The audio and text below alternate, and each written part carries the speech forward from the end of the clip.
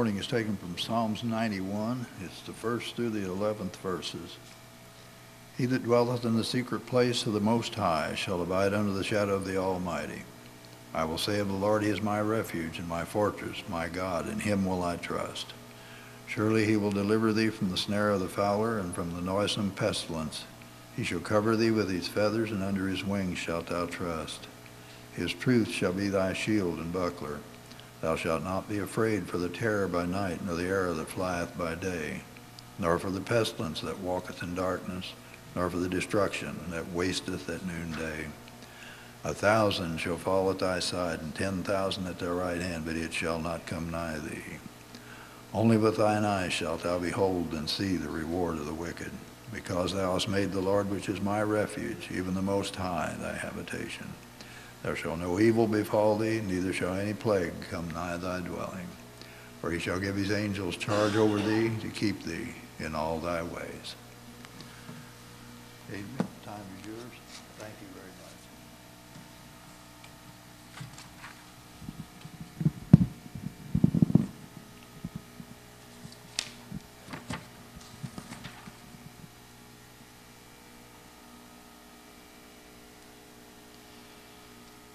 The 7 last plagues are soon to be poured out upon those who have no shelter. I saw that God's anger is dreadful and terrible, and if He should stretch forth His hand, the inhabitants of the world would suffer from incurable sores and withering plagues. I was then made capable of enduring the awful sight of the 7 last plagues, the wrath of God. I say this again. The writer says, I was then made capable of enduring the awful sight of the 7 last plagues, the wrath of God. Terror seized me, and I fell upon my face before the angel, and I begged of him to cause the sight to be removed, to hide it from me, for it was just too terrible. The 4 angels will hold the 4 winds until Jesus' work is done in the sanctuary, and then will come the 7 last plagues. These plagues enrage the wicked against the righteous. They think that we bring the judgments of God upon them, and if they could rid the earth of us, the plagues would then be stayed. A decree will then go forth to slay the saints. 7 last plagues. What about the former plagues? But before we look at this information, significant and important in our modern year of 2017, let's pause for an affirmation in the things of faith. This time, God's love to man. Reading from the Holy Scriptures, John 3:16. You can say that from memory with your eyes closed. For God so loved the world, King James Version, that He gave His only begotten Son, that whosoever believeth in Him should not perish, second death, but instead would have everlasting life. Steps to Christ, that beautiful little book, translated into more languages than you can count. Page 10, 3 words. God is love. God is love is written upon every opening bud, upon every spire of springing grass. All testify to the tender, fatherly care of our God and His desire to make His children happy. Not only is He interested in your well-being, your health, your circumstances, your status in life, He's interested in your happiness. All testify to the tender, fatherly care of our God and His desire to make His children happy. Romans, the Bible, the love of God, again. The love of God is shed abroad in our hearts by the Holy Spirit, which is given to us. Back to that beautiful little book that would be good for us to almost memorize. It was to redeem us that Jesus lived and suffered and died. That is the reality of His life and His vicarious suffering and our world, our lives today. It was to redeem us that Jesus lived and suffered and died. Every soul is precious in his eyes. Yes, you and me also. Back to the Bible. Behold, what manner of love the Father hath bestowed upon us, that we should be called the sons of God. And I need to add to the Bible statement by changing one word. Behold, what manner of love the Father hath bestowed upon us, that we should be called the daughters of God. Put it together. Behold, what manner of love the Father hath bestowed upon us, that we should be called the children of God. Now we go back to the story associated with the 7 last plagues. Early writings. The wrath of God in the 7 last plagues had been visited upon the inhabitants of the earth. In fact, time has gone by, according to this writing, so that we are right at the very end of life upon earth. The wrath of God in the 7 last plagues had been visited upon the inhabitants of the earth. The wicked turned their rage upon one another. The false shepherds, some of them we watch on TV, and sometimes there are Adventists who will support them financially. The wicked turned their rage upon one another. The false shepherds, some of the popular pastors, had been the signal objects of God's wrath. The wicked had been destroyed. Their dead bodies were lying upon the surface of the earth. The earth seemed to be deluged with blood, and dead bodies were from one end of it to the other. The earth looked like a desolate wilderness. Cities and villages lay in heaps. Mountains had been moved out of their places. Himalayas, Mount Everest, the big mountain in Alaska, you've got to be kidding. Cities and villages lay in heaps. Mountains had been moved out of their places, leaving huge caverns. Ragged rocks, thrown out by the sea or torn out of the earth itself, were scattered all over its surface. Large trees had been uprooted and were strewn all over the land. The living saints are caught up with the resurrected ones, and together we meet the Lord in the air. That's the very end, isn't it? Summary thus far, in the information that has been presented, the 7 last plagues of the last days, an affirmation of faith, God's love for you and for me, the results of the 7 last plagues, and our topic for the day, as nicely placed in your bulletin, the 10 plagues of the last days. Now, let's turn to the book of Matthew, chapter 24, and we'll see some interesting things there that have been brought to your attention on previous occasions also. Matthew 24, found in the first gospel, originally written in the Aramaic language by Matthew, enlarged and translated into Greek, and we have an English translation as near as possible to that which was presented in the Aramaic and Greek originally. The heading says at the top of the chapter in my large print version, "And Jesus went and departed from the temple. His disciples came to him to show him the buildings, and then Jesus said to him, 'Can you not see all these things? I say unto you, not one stone will be left upon another.'" Verse 3, "At the end of the day, they sat upon the Mount of Olives, overlooking the city of Jerusalem, overlooking the Kedron Valley. And then the disciples, 3 in particular, or 4, came to Jesus and asked, 'Can you give us some more detail?' And so Jesus gave them an outline summary from the events beginning in his day, 2,000 years ago, right down through the ages of the Dark Ages, last day events, into the information that is coming yet in the circumstances of the future. And he went back and he gave a double parallel. One series of applications associated with the ministry of people back there in Jesus' day. Destruction of the temple and these other things. The parallelism down through history, 2,000 years, until we get into the events of the future. And so you have here signs and information. Verse 4, this is where Jesus is speaking in quiet confidence to the leaders of the early Christian church, his disciples, but only 3 or 4 of them.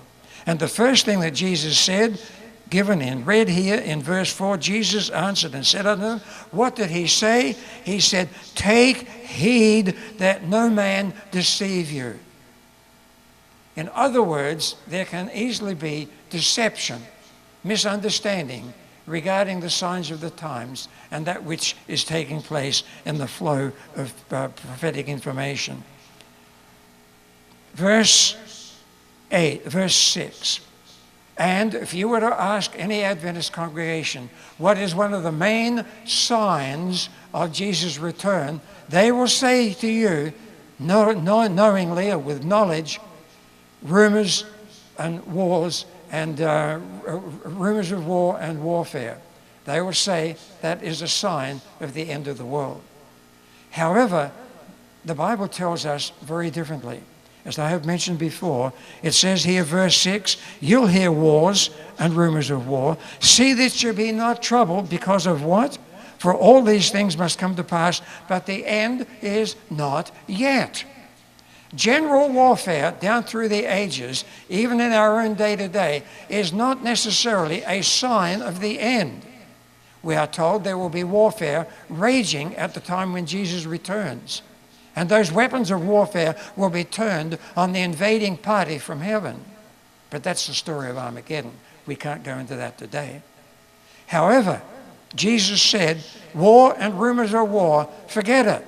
It's not a sign of the end of the world. What is? Verse 7. This is the evidence. Nation will rise against nation and kingdom against kingdom.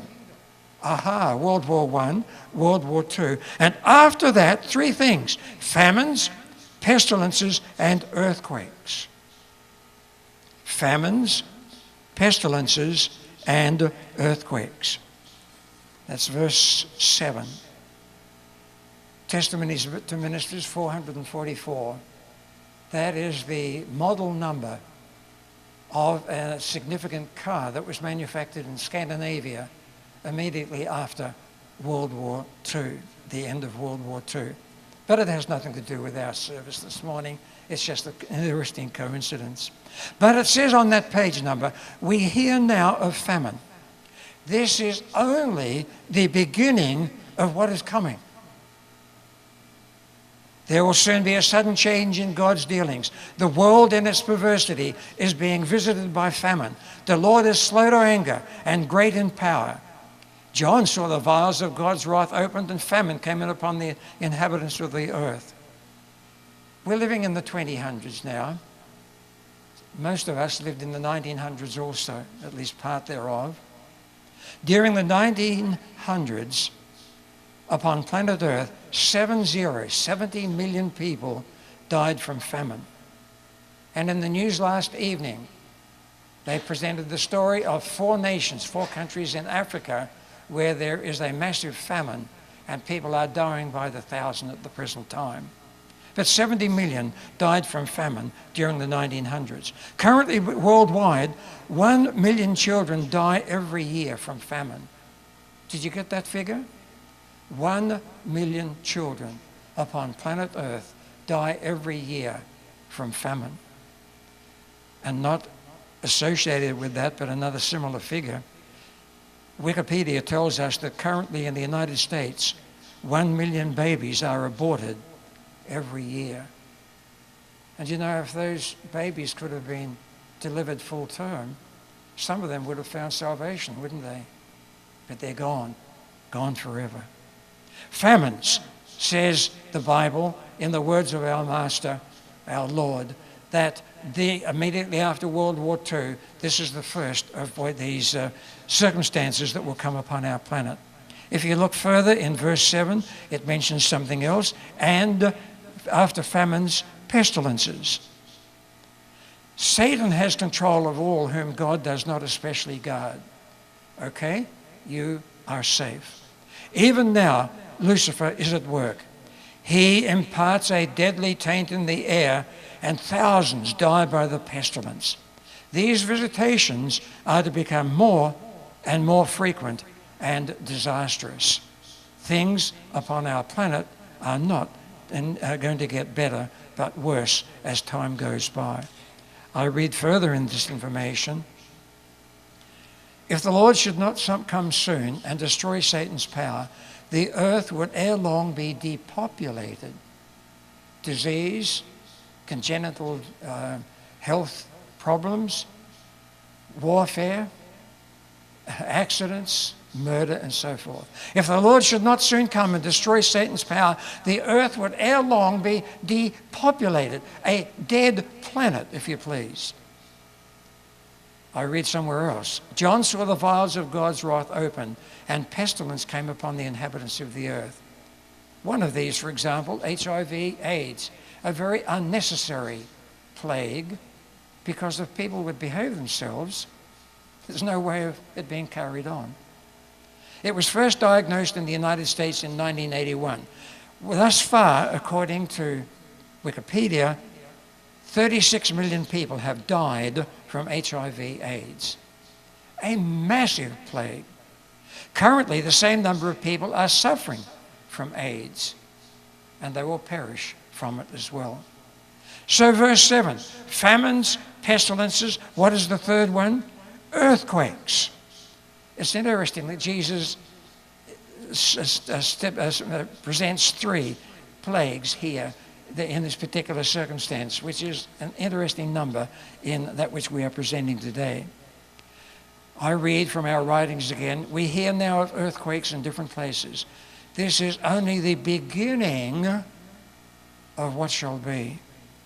Turn the page over in that book. John had been the witness of this most startling revelation. He saw the sea and the waves roaring. He beheld the earth moved and the mountains quaking. Today, there are 500,000 earthquakes every year upon planet Earth. Indonesia, 2004, 9.3 on the Richter scale. The scale hardly goes up beyond that, right at the maximum. 2011 in Japan, that massive earthquake that you saw there on TV with the tsunami that invaded their countryside, that was a 9.0. And I think I have mentioned this before, but as a result of that earthquake and that tsunami and the garbage that was carted out into the ocean, there was a large Harley-Davidson motorcycle. Yeah, you know that they're heavy. This Harley-Davidson motorcycle floated across the Pacific and landed on the beach in Canada. Obviously, it was supported by massive flotilla of debris, because a Harley-Davidson will not float in the water by itself. It's now ensconced in a museum in coastal Canada, Alberta, British Columbia there in Canada. California, LA, in a recent occasion, they had 1,700 earthquakes in 1 week. Mexico, 7.2, Acapulco. And as you folk know, I'm involved in international radio, and the radio organizations, international radio broadcasting organizations, towards the end of last year, held a summit in Jakarta, Indonesia, with the idea of planning how they can warn various parts of the world when these earthquakes are coming and tsunamis are coming, and how the people can therefore flee to higher ground for safety. International radio is organized for this particular purpose. Now, you might remember, back there in ancient Egypt, there were the 3 first plagues of ancient Egypt falling upon the Jews, the Hebrews, and the Egyptians. After that, God said, and this was presented on the previous occasion almost a year ago, after that, God said, I will put a difference between my people and the Egyptians. Anybody in the Egyptians who wants the way of life, salvation, they can join with the Hebrews. But if they want to stay on their own, in their own circumstances by themselves, then the plagues will be upon them. But not upon God's people. Yes, they went through difficulty, but the plagues were not directed to them. The 3 first plagues of ancient Egypt, and then that was followed by the 7 last plagues of ancient Egypt. And we went through them in detail. Now we're looking at the circumstances in the application of this information for the last days. And we come to the close of probation, which we have mentioned on previous occasions, and that is the breaking point, the dividing point in the last days. The 3 first plagues of the last days, famines, pestilences, earthquakes, affect God's people. But after the close of probation occurs, all who are sealed before the God of heaven will be protected and guarded and guided. Yes, we will go through problems and difficulties, but God's people will be protected by the divinity in those particular circumstances. Now, what about these last plagues? The 7 last plagues of the last days. Early writings. I read a few moments ago where the writer, Ellen White, said, I was strengthened. She said, I was strengthened to withstand the sight of the 7 last plagues. She said when the angel began to show these things to her, she went into panic mode. The information is very clear in what is presented here in these particular circumstances. Terror seized me, and I fell upon my face before the angel. I begged of him, cause the sight to be removed, to hide it from me, for it was too terrible. She went into panic mode. Get rid of it, take it away, I can't stand it. It was worse than watching an X-rated horror movie late at night with the lights off in the dark on your own. Panic struck. And this is after the close of probation. Daniel chapter 12, verse 1. At the close of probation, Michael shall stand up, the great prince, which stands for the children of thy people. Revelation 22:11. He that is unjust, let him be unjust still. No more salvation. He that is holy, let him be holy still. We don't want to disengage from our salvation because we've got it. When Jesus rises up in the most holy place, lays off his mediatorial robes and clothes himself with the garments of vengeance, the mandate will go forth. A storm is coming, relentless in its fury. Satan will then plunge the inhabitants of the earth into one great final trouble. The whole world will be involved in ruin, more terrible than that which came upon Jerusalem of old. The 4 angels will hold the 4 winds of strife until Jesus' work is done in the sanctuary. And then will come the 7 last plagues. Preparation for the righteous, we need to know about that. Hebrews 10:25. Not forsaking the assembling of ourselves together as you see the day approaching. Sometimes when I and my wife come and visit with you folk, the attendance is not quite as much as it has been on other occasions. We need to assemble ourselves before the Lord, not forsaking the assembling together as you see the days approaching. The events connected with the close of probation, the work of preparation for the time of trouble, are clearly presented. But God will have a people upon the earth to maintain the Bible, and the Bible only, as the standard of all doctrine and the basis of all reform. It is the first and the highest duty of every rational being to learn from the Bible what is truth. And in view of the fact that you are here, you have sung hymns, you have participated in Sabbath school, and you are listening to that which is being presented in the sermon presentation, I take it for granted that you are a rational being. I think I'm right, aren't I? It is the first and highest duty of every rational being to learn from the Bible what is truth and to walk in the light and encourage others to follow his example. You need to know what is in the Bible and that your faith is based thereupon. It is good for the pastor to present from the pulpit. It is good for the Sabbath school teacher to present in the lessons. But you need to have your own faith based upon your own knowledge and your own understanding of Holy Scripture.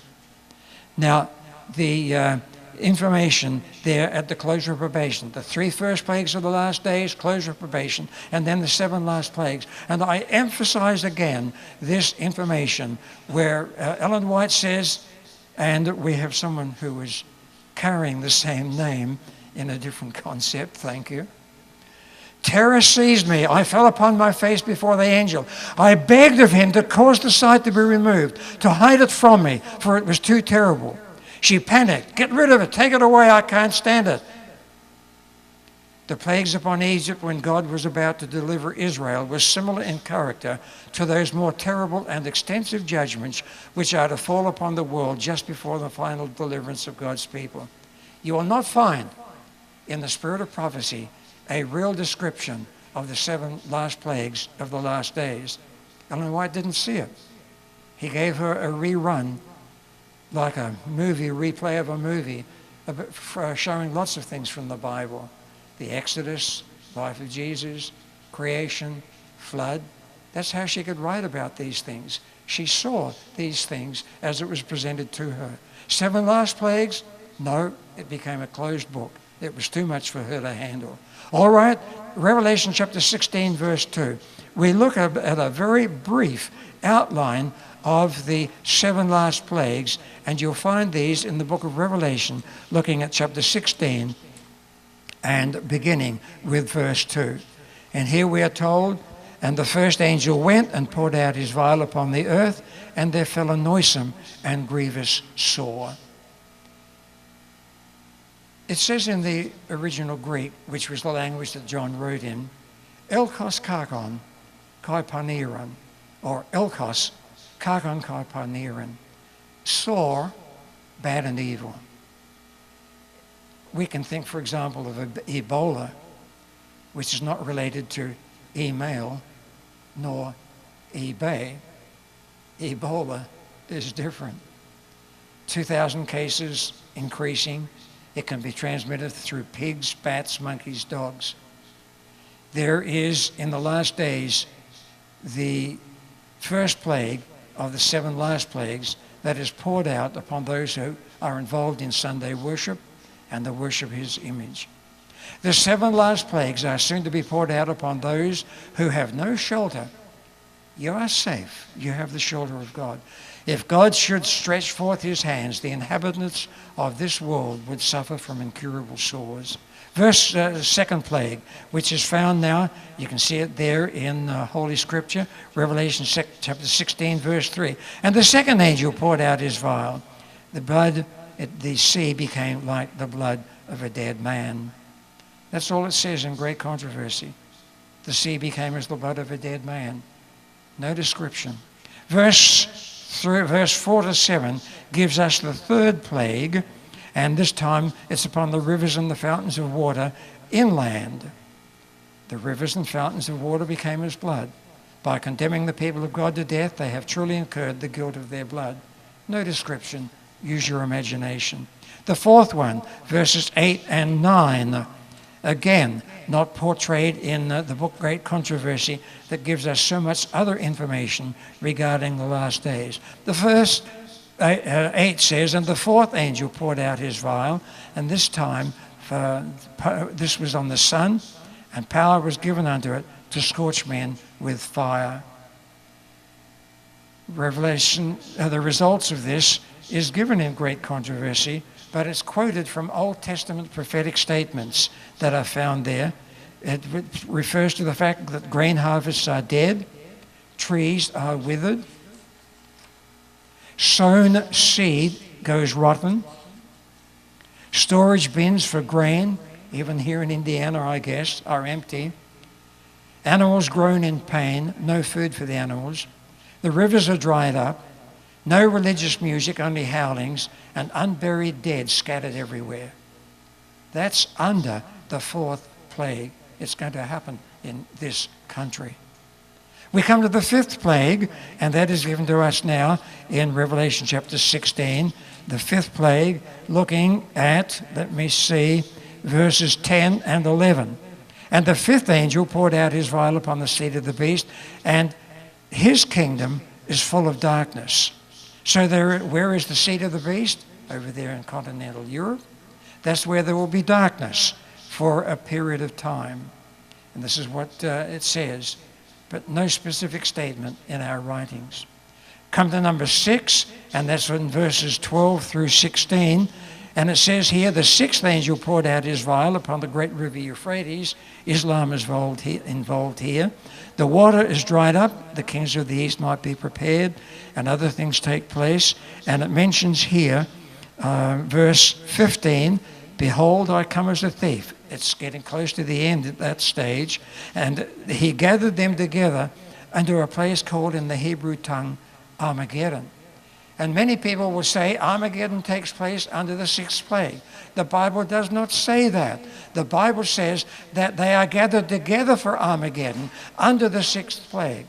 Armageddon takes place under the 7th plague. But we can't go through that today. Our time is almost over, and we will look at that on the next occasion. So there is the drying up of the river Euphrates under the 6th plague, and Armageddon gathering together. Then under the 7th plague, Revelation 16 onwards, you have the information here regarding these things. Let me see, Revelation 16 verse 17 onwards. And it says, the 7th angel poured out his vial, and the great voices heard out of the temple saying, it is finished. Es ist gefunden. It's all over. It's finished. The circumstances have come to an end. So in summary, the duration of the plagues, ancient Egypt, a little less than a whole year. Revelation chapter 18 verse 8 tells us that the plagues will come in one day. And we usually think of that as one prophetic day, therefore 1 year.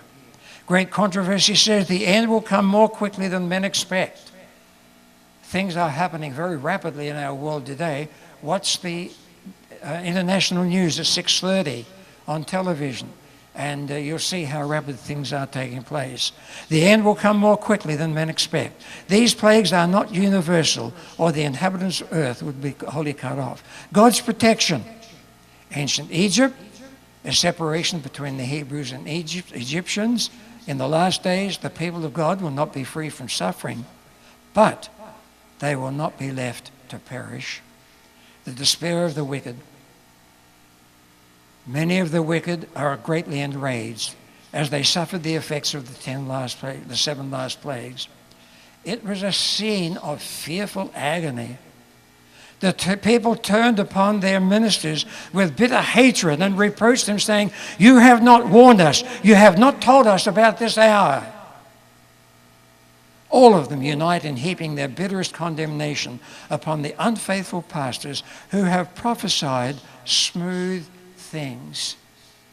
The gospel of freedom, gospel of smooth things, niceties that you see on televisions, much of which is true, but not balanced. All unite. I'll go back. The people turn upon their ministers with bitter hatred, and they reproach them, saying, you have not warned us, you have not told us about this hour.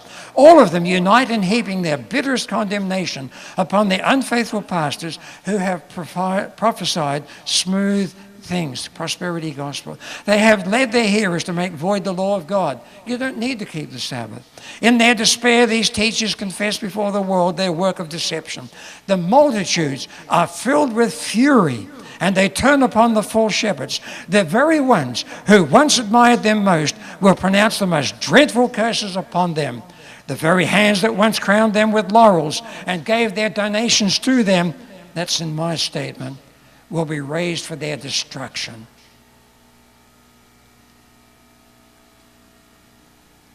Our topic on the next occasion, an update on Armageddon. But my final statement, 2 statements from the Holy Scriptures and the writings. Isaiah 25:9.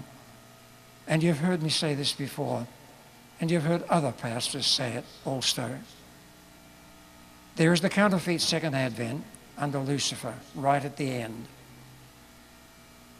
And many people who have not understood the ways of salvation and not accepted the true ways of salvation will be involved in this counterfeit return of Lucifer when he comes in a counterfeit second advent, pretending that he is Jesus returning.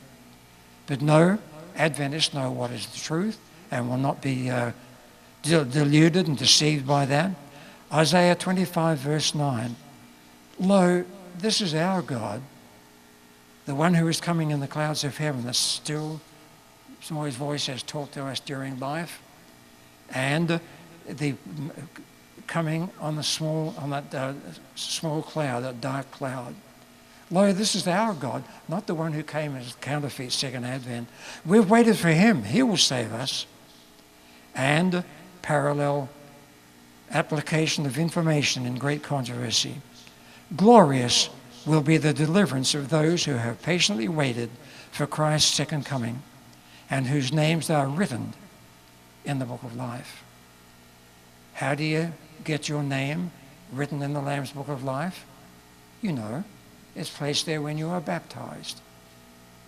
What about the things you've done wrong and thought wrong and said wrong since then? You have the mini partial rebaptism when the pastor presents the ceremony of the foot washing, the ordinance of humility. That is your mini partial rebaptism. And then you partake of the Lord's Supper. That is how you maintain and retain your names in the Lamb's book of life. Glorious will be the deliverance of those who have patiently waited for his coming and whose names are written in the Lamb's book of life. Earlier in our service, as you will remember, we evinced joyfulness before the Lord by singing, joyful, joyful, we adore thee. And we do adore